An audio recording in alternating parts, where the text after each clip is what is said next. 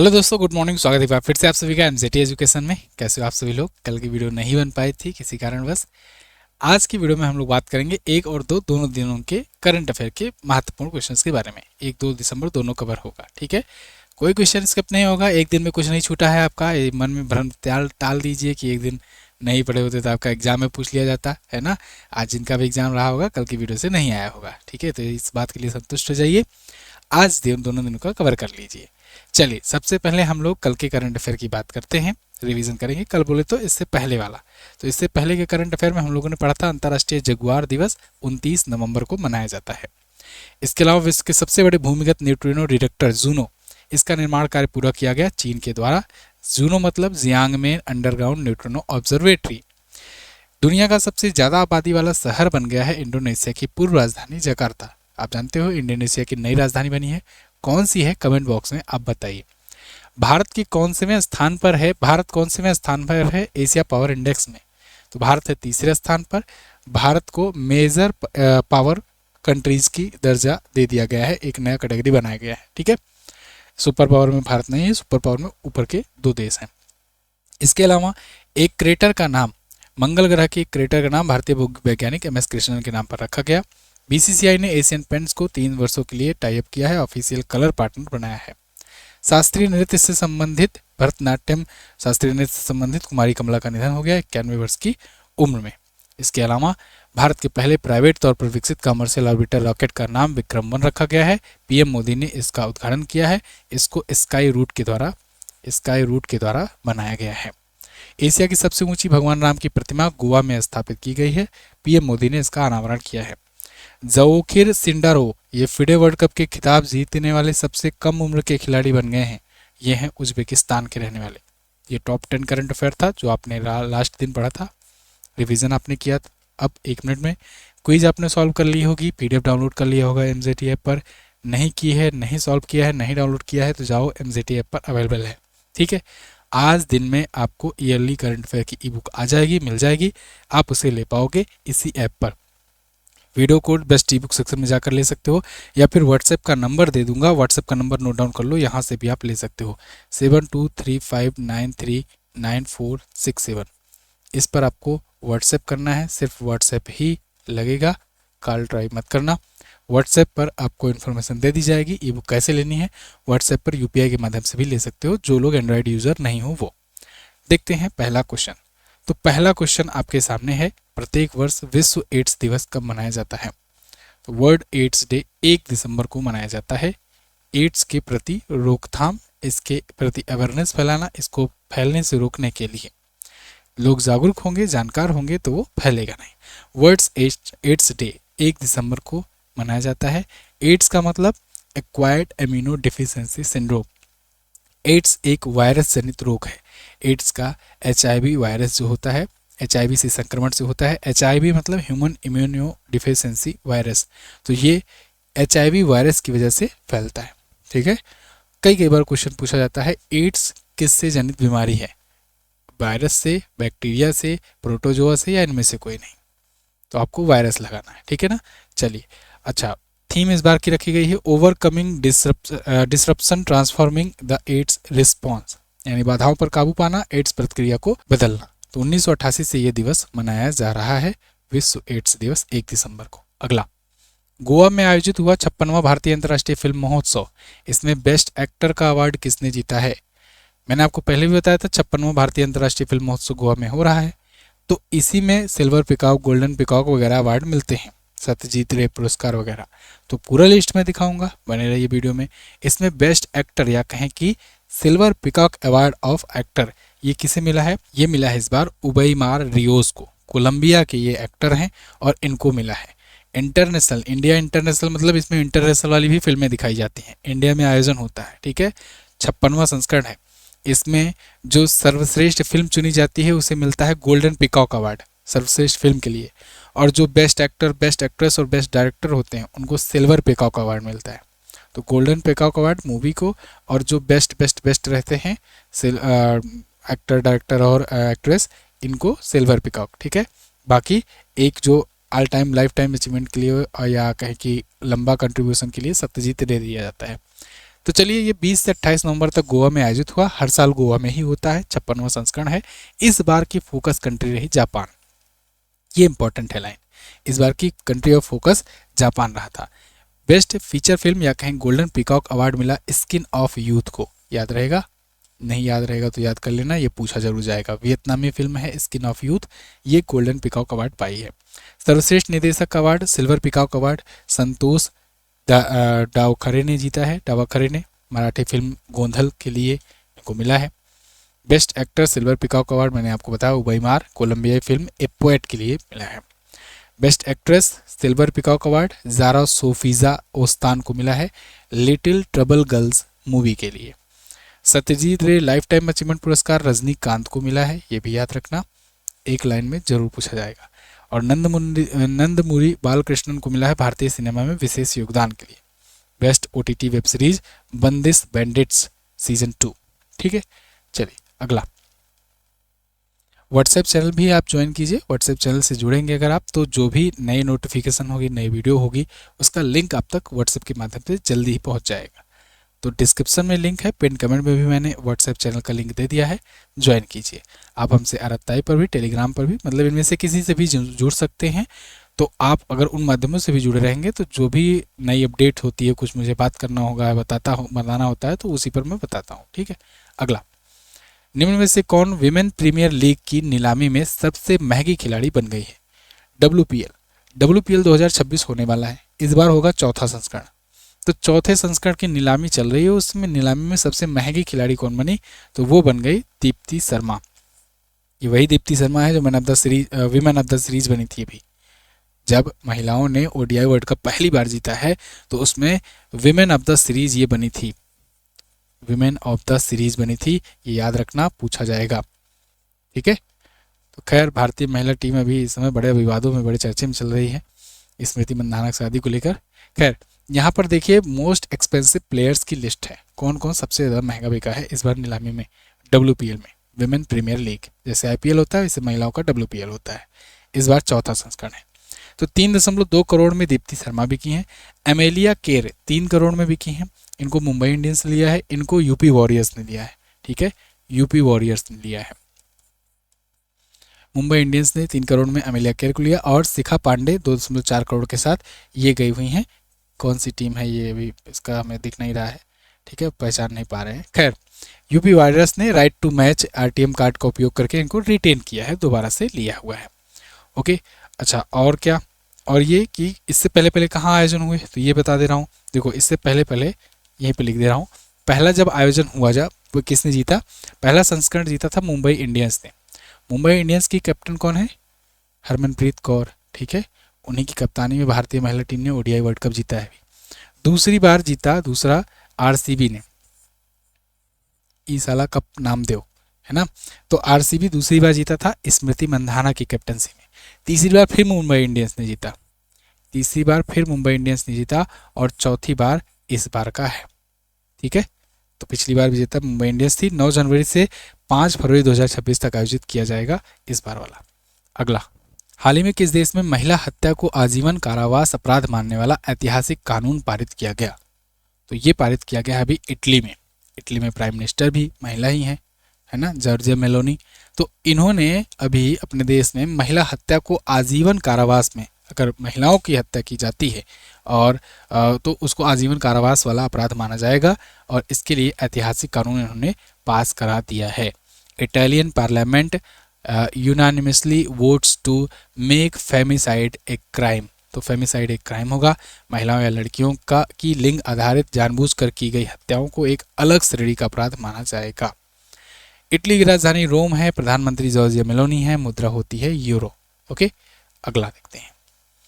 आज क्वेश्चन ज़्यादा हैं, दोनों दिन के हैं, तो इसलिए मैप में नहीं जाएंगे, आज हम लोग आगे बढ़ते हैं। निम्न में से संविधान दिवस पर यूनेस्को मुख्यालय में किसकी प्रतिमा का अनावरण किया गया?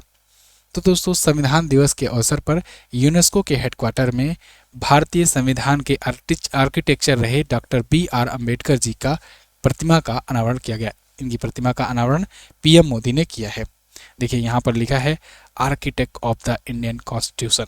तो 75 ईयर्स ऑफ, यानी 1950 से 2025 तक ऑफ इंडियन कॉन्स्टिट्यूशन, भारतीय संविधान के 75 साल कंप्लीट होने के अवसर पर यूनेस्को, जिसका हेडक्वार्टर पेरिस में है, वहाँ पर इनकी प्रतिमा लगाई गई है डॉक्टर बाबा साहब भीमराव अंबेडकर जी की। ठीक है, तो इसका अनावरण किया वर्चुअल रूप से पीएम मोदी ने।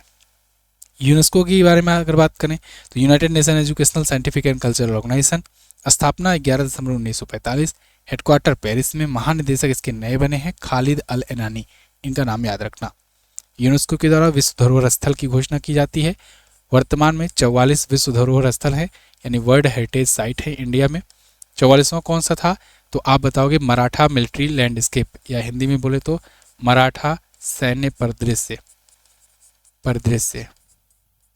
ठीक है, चलो कमेंट करके बताओ 44 वर्ल्ड हेरिटेज साइट में कितने नेचुरल, कितने मैन मेड और कितने मिक्स कैटेगरी के वर्ल्ड हेरिटेज साइट्स हैं इंडिया में। कमेंट करके बताइए, बहुत बार मैं बताया हूँ।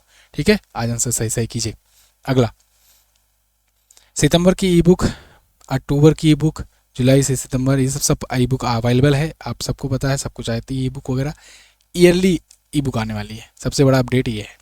तो ब्रह्मास्त्र करंट अफेयर की इस बार ई बुक आएगी, इस बार किताब नहीं आ पाएगी, है ना, क्योंकि उधर फरवरी मार्च तक अवेलेबल नहीं रहेंगे, है ना, शादी है तो इसलिए अवेलेबल नहीं रहेंगे, तो फिर इधर उधर दिक्कत हो जाएगी, आप तक पहुंच नहीं पाएगी किताबें, बहुत सारी चीज़ें होंगी, इसलिए किताब की बार नहीं लाई जा रही है, ई बुक फॉर्मेट में लाया जा रहा है। कंटेंट वही है, कंटेंट में कोई गुंजाइश, कोई कमी नहीं है। आप जो है 100% सिक्योरिटी के साथ, 100% गारंटी के साथ ब्रह्मास्त्र ई बुक जल्द ही पाने वाले हो सकता है आज लॉन्च हो जाए। ई बुक संस्करण से एक और फ़ायदा ये होगा कि आज ई बुक लॉन्च करूँगा तो इसमें जनवरी से नवंबर तक का पूरा कंटेंट रहेगा, लेकिन जल्द ही इसका जनवरी में एक और संस्करण लॉन्च किया जाएगा, अपग्रेडेड वर्जन, जो आपको फ्री में बिल्कुल मिल जाएगा अगर आप पुरानी वाली लिए होगे तो, नवंबर वाली, तो उसमें दिसंबर वाला भी कंटेंट ऐड करा दिया जाएगा। ऐसा इसलिए किया जा रहा है जिससे जिनका दिसंबर में पेपर लगा है, क्योंकि ग्रुप डी एग्जाम चल रहे हैं लगातार, तो जिनका इस महीने में एग्जाम लगा हुआ है वो लोग भी एटलीस्ट जनवरी से नवंबर तक का पूरा कंप्लीट कर लें। फिर जनवरी से दिसंबर तक का एक नया इसी का एडिशन आएगा, जो लोग लिए रहेंगे वो ई बुक भेजेंगे, उनको ये वाला अपडेटेड भेज दिया जाएगा जनवरी में। ठीक है ना, तो ये सब चीज़ें कहाँ मिलेंगी, एप्लीकेशन मिलेंगी। अगर एप्लीकेशन पर लिए रहोगे तब तो एप्लीकेशन से ही दोबारा वहाँ पर जब चेंज किया जाएगा, मैं अनाउंस करूँगा कि नहीं चेंज हो गया है, तो वहाँ जाकर दोबारा डाउनलोड कर लेना। अगर व्हाट्सएप से लिए रहोगे तो व्हाट्सएप पर कोई दिक्कत नहीं, व्हाट्सएप पर हमें मैसेज भेजना, वही स्क्रीनशॉट ट्रांजेक्शन दिखाना, नया वाला ई बुक भेज दिया जाएगा, है ना।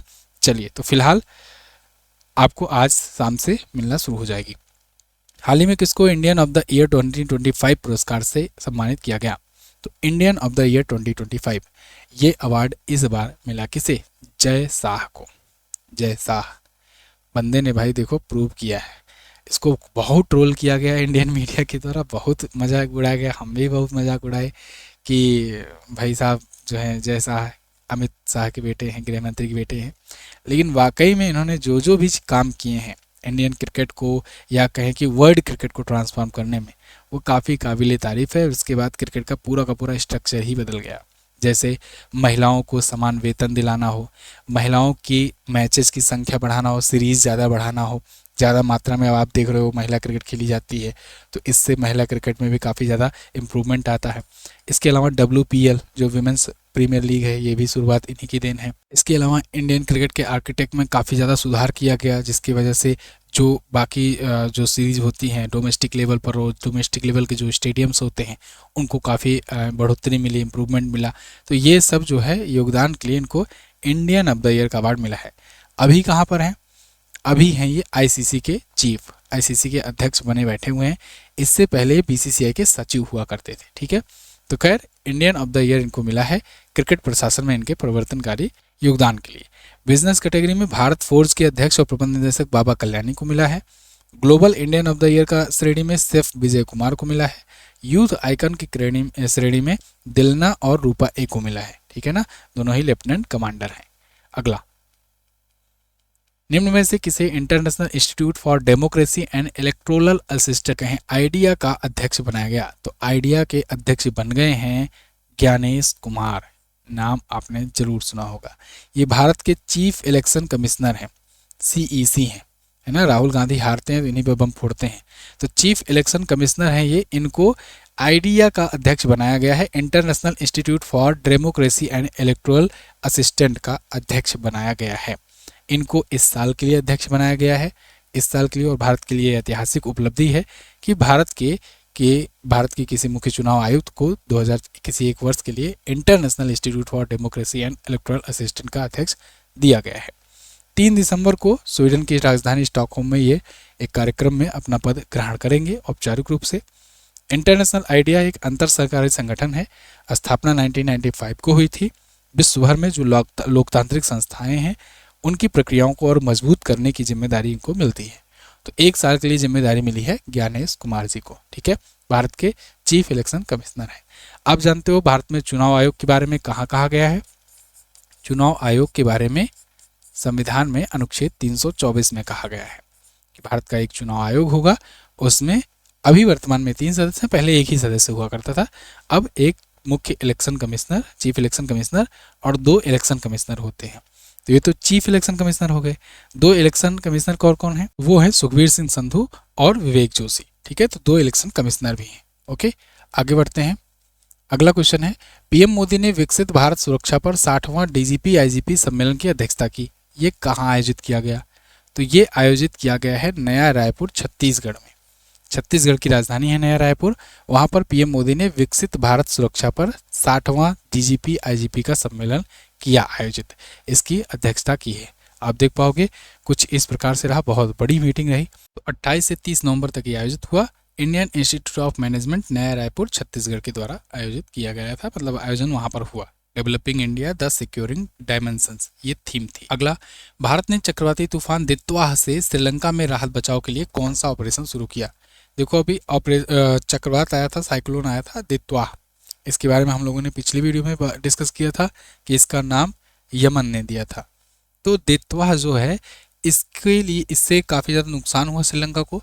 तो श्रीलंका की राहत बचाव के लिए भारत ने एक ऑपरेशन सागर बंधु लॉन्च किया, भारतीय वायुसेना ने। आप आर्टिकल देख पाओगे टाइम्स ऑफ इंडिया का, ऑपरेशन सागर बंधु, Indian air force choppers rescue civilians in the flood hit Sri Lanka. ठीक है, तो C-130 joins relief operation Bharat की तरफ से गया था और उन्होंने यहाँ पर रिलीफ ऑपरेशन में सहायता करी। INS विक्रांत, INS उदयगिरी, ये सब वहाँ पर पहले ही पहुँच गए तुरंत, है ना, क्योंकि श्रीलंका वगैरह अपनी किस्मत ही ऐसी है, पड़ोसियों को हम लोग को जिंदा रखना पड़ता है ना। अगर वो जिंदा नहीं रहेंगे ना तो वो चाइना और पाकिस्तान के एक प्रकार से टेरर कैंप बनकर रह जाएंगे। खैर, चक्रवात दित्वाह जो है इसका नामकरण यमन ने किया है। इसका अर्थ होता है लैगून, अरबी में अर्थ होता है लैगून। ठीक है ना, तो लैगून नाम याद रखना।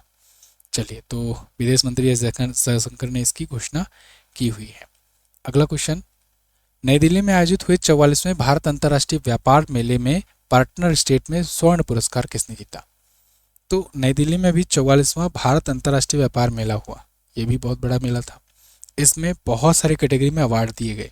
तो पार्टनर श्रेणी की कैटेगरी में, यानी कि पार्टनर स्टेट की कैटेगरी में गोल्ड पुरस्कार मिला है राजस्थान को। राजस्थान को मिला है गोल्ड, बिहार को मिला है सिल्वर और उत्तर प्रदेश को मिला है ब्रॉन्ज मेडल। ठीक है ना, और महाराष्ट्र को मिला है स्पेशल स्टेटस का दर्जा। 44वां इंडिया इंटरनेशनल ट्रेड फेयर था। 14 नवंबर से शुरू होकर 27 नवंबर तक ये आयोजित हुआ नई दिल्ली में। थीम थी एक भारत श्रेष्ठ भारत। तो ITPO के द्वारा, यानी भारत व्यापार संवर्धन संगठन के द्वारा आयोजित किया गया भारत मंडपम नई दिल्ली में। फोकस स्टेट की कैटेगरी में गोल्ड जीता झारखंड और राज्य केंद्र शासित प्रदेश की कैटेगरी में उड़ीसा ने जीता गोल्ड। ठीक है, और पार्टनर स्टेट में राजस्थान, मैंने बताया ही आपको। अगला है, हाल ही में भारत ने किस देश के हेल्थ केयर को सपोर्ट करने के लिए 73 टन दवाइयां और वैक्सीन भेजी? बताया ना मैंने, भारत को पड़ोसियों को जिंदा रखना पड़ता है। तो भारत ने अभी अफगानिस्तान में 73 टन दवाइयां और वैक्सीन भेजा है वहाँ के हेल्थ केयर को सपोर्ट करने के लिए। तो अफगानिस्तान को जिंदा रखेंगे तो पाकिस्तान को शांत कर पाएंगे, है ना। उसी की तरफ से थोड़ा सा चढ़ा देंगे, गोली चढ़ा देंगे, वो जाके कुछ ना कुछ कर ही देता है पाकिस्तान में। खैर, अफगानिस्तान के हेल्थ केयर सिस्टम को इम्प्रूव किया जाएगा। जीवन रक्षक दवाइयाँ, टीके, आवश्यक पोषण सप्लीमेंट, ये सब भेजा गया है क्योंकि कई वर्षों से यहाँ पर संघर्ष चल रहा है, आर्थिक पतन हुआ है, प्राकृतिक आपदाएं आई हैं। अक्सर वहाँ पर एपी सेंटर है, आप जानते हो अफगानिस्तान में कई बार भूकंप आते हैं। तो इस वजह से वहाँ पर काफ़ी दयनीय स्थिति है। मानवीय सहायता भारत दे करके उन स्थिति को सुधार रहा है और रिलेशन भी मजबूत कर रहा है। आपने देखा जब आमिर खान मुत्तकी भारत आए थे, अफगानिस्तान के जो विदेश मंत्री हैं वो भारत में आए थे, उनका बेहतरीन स्वागत हुआ था रेड कारपेट पे। इसके अलावा भारत ने ये भी आश्वासन दिया था कि हम एक तुम्हारे यहाँ पर एम्बेसी भी खोलेंगे, मतलब कि वहाँ पर अपनी एम्बेसी खोलेंगे और यहाँ पर तुम्हारा वाला खोलने देंगे। तालिबान ने खोल भी दिया भारत में, है ना। तो काबुल में तालिबान सरकार के जन स्वास्थ्य मंत्रालय को यहाँ पर ये सौंपा गया है। अफगानिस्तान की राजधानी काबुल है, अफगानिस्तान तालिबान हो गया है। अफगानी मुद्रा है, सुप्रीम लीडर है हिबतुल्लाह अखंदजादा। ठीक है, अगला क्वेश्चन है, हाल ही में कौन भारतीय खिलाड़ी वनडे क्रिकेट के इतिहास में सबसे ज्यादा छक्के लगाने वाले खिलाड़ी बन गया? दुनिया में सबसे ज्यादा छक्के, विश्व में सबसे ज्यादा छक्के लगाने वाले खिलाड़ी बन गए भाई। कौन? रोहित शर्मा। ये दोनों बंदे मौज काट रहे थे, बैठ रहे थे, कोई मैच नहीं खेले। उसके बाद जब ये लोग वनडे में उतरे, उससे पहले बहुत आलोचना चल रही थी, बहुत सब इधर उधर सोशल मीडिया पर ट्रोल कर रहे थे विराट कोहली को, क्यों लंदन भाग गए, ऐसा वैसा, तो आकर तुम्हारे दिल्ली के यहाँ हवा सूंघे, है ना। तो बहुत इधर उधर सब बोल रहे थे, तो लेकिन दोनों वापसी की और इतना रॉयल वापसी कि विराट कोहली है शतक मार दिया, रोहित शर्मा आया तो ऐसा रिकॉर्ड बना दिया कि दुनिया में सबसे ज़्यादा छक्के मारने का रिकॉर्ड, है ना। तो रोहित शर्मा जो है ये बैट्समैन बन गए हैं with most sixes in the ODI, और वो भी मैं भारत की बात नहीं कर रहा हूँ, पूरी दुनिया में सबसे ज़्यादा छक्के लगे हैं इनके। ठीक है, तो 15 साल पुराना रिकॉर्ड इन्होंने तोड़ा है। रोहित शर्मा के अब 352 छक्के हो गए हैं। शाहिद अफरीदी का रिकॉर्ड तोड़ा है, शाहिद अफरीदी जो आंधी खेलता है उसका 352 छक्के इन्होंने बनाए हैं। विराट कोहली इसमें 52वां एक दिवसीय शतक बनाए अपना, और ये सचिन तेंदुलकर के रिकॉर्ड तो तोड़ ही चुके थे और आगे अब बढ़ रहे हैं उनसे आगे बढ़ करके। ये मैच किससे था? दक्षिण अफ्रीका से था, रांची में ये पहला वनडे खेला गया है इंडिया साउथ अफ्रीका का। और ये लोग केवल वनडे खेलते हैं, दोनों ही T20 और टेस्ट से संन्यास ले चुके हैं। हाल ही में आयोजित सुल्तान अजलान शाह कप 2025 का खिताब किसने जीता? तो सुल्तान अजलान शाह कप ये हॉकी का टूर्नामेंट होता है, ये भी पूछा जाता है। किसका टूर्नामेंट है भाई? हॉकी का। ठीक है, तो हॉकी का टूर्नामेंट है और इसको जीता इस बार किसने? बेल्जियम ने। भारत हार गया, भारत फाइनल मैच हारा है, भारत फाइनल मैच हारा है। देखिए, India loses 0-1 to Belgium in final, तो 0-1 से भारत हार गया फाइनल में, और पहली यूरोपियन टीम बन गई है बेल्जियम इस सुल्तान अजलान शाह कप को जीतने वाली है। तो ये काफ़ी पुराना कप 1983 से शुरुआत हुआ था, लेकिन अभी तक कोई यूरोप की देश की टीम नहीं जीती थी और ये पहली बार जीती हुई है।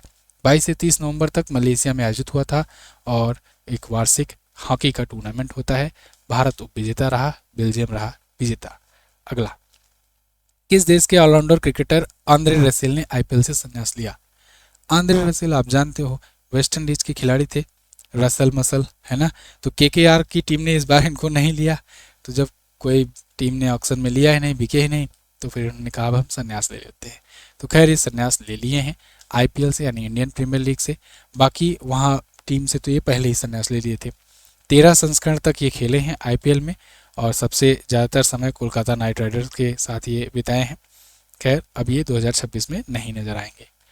अगला, ये कुछ और है, संन्यास जो लिए हैं या रिटायर हुए हैं, इस्तीफा दिए हैं, उनसे संबंधित हैं, आप रिवीजन कर लेना। ठीक है, अगला देख लेते हैं, विश्व कौशल एशिया प्रतियोगिता में भारत ने कौन सा स्थान प्राप्त किया? याद होगा आपको 2 से 3 दिन पहले मैंने आपको बताया था कि भारत की 23 दलों की टीम जा रही है और पहली बार भारत की टीम कौशल प्रतियोगिता में हिस्सा लेने जा रही है इतनी बड़ी मात्रा में लेकर के। तो skill competition, world skill competition जो चाइना में हो रहा था वो खत्म हो गया। उसमें भारत ने अच्छा प्रदर्शन किया है, बहुत खराब नहीं कहेंगे, अच्छा ही किया है। भारत को मिला है 8वां स्थान। ठीक है, 8वां स्थान हासिल किया भारत ने, 6 मेडल जीते हैं भारत। देखिए, India finishes strong at World Skill Asia competition 2025, secure 8th rank in first ever participant. पहली बार में ही पार्टिसिपेट किया और पहली बार में ही 6 मेडल आ गए, 8वां स्थान आ गया, जो कि 29 देशों में 8वां स्थान था। बहुत बड़ी बात है भाई। तो 6 पदक जीते हैं, 1 सिल्वर है, 2 ब्रॉन्ज मेडल है और उत्कृष्टता के लिए 3 पदक दिए गए हैं मेडलाइजेशन फॉर एक्सीलेंस के लिए। मतलब ये गोल्ड सिल्वर तो वो नहीं है, लेकिन एक्सीलेंस के लिए दिया गया है। पहले पर रहा संयुक्त अरब अमीरात, 11 मेडल इसके आए टोटल। 27 से 29 नवंबर तक चीन के ताइपे में, या कहीं जिसे ताइवान कहते हैं, वहाँ पर आयोजित किया गया था। ठीक है, चीनी ताइपे में। तो ये थे 15 क्वेश्चन आज के दिन से। अगर 1-2 क्वेश्चन और छोटे होंगे कल की वीडियो में कवर करा लूँगा। पीडीएफ इसकी टेलीग्राम पर आपको दे दी जाएगी रात को 9 बजे, वहाँ से आप टेलीग्राम से पीडीएफ डाउनलोड कर लेना। लिंक चैनल में डिस्क्रिप्शन में दिया गया है। इसके अलावा कल मैंने पूछा था भरतनाट्यम किस राज्य का प्रसिद्ध शास्त्रीय नृत्य है, तो तमिलनाडु इसका सही आंसर होगा। पोलावरम, मरकापुरम और मदनपल्ली 3 नए जिले बनाए गए। अब टोटल जिले आंध्र प्रदेश में हैं 29। आज आपको क्या बताना है, गोवा में एशिया की सबसे ऊंची भगवान राम की प्रतिमा जो बनी है उसके मूर्तिकार कौन है? बहुत अच्छा क्वेश्चन है, बताइएगा। इसके अलावा उन्होंने और कौन कौन सी बहुत प्रसिद्ध मूर्तियां बनाई हैं ये भी बताइएगा। भारत के पहले निजी रॉकेट विक्रम-1 का निर्माता कौन है? दोनों क्वेश्चंस के बारे में जो भी पता हो डिटेल से जरूर आंसर करना। थैंक यू सो मच यहाँ तक वीडियो में बने रहने के लिए, वीडियो देखने के लिए। मिलेंगे अगली वीडियो में, अगली क्लास में। तब तक के लिए नमस्कार, जय हिंद, वंदे मातरम।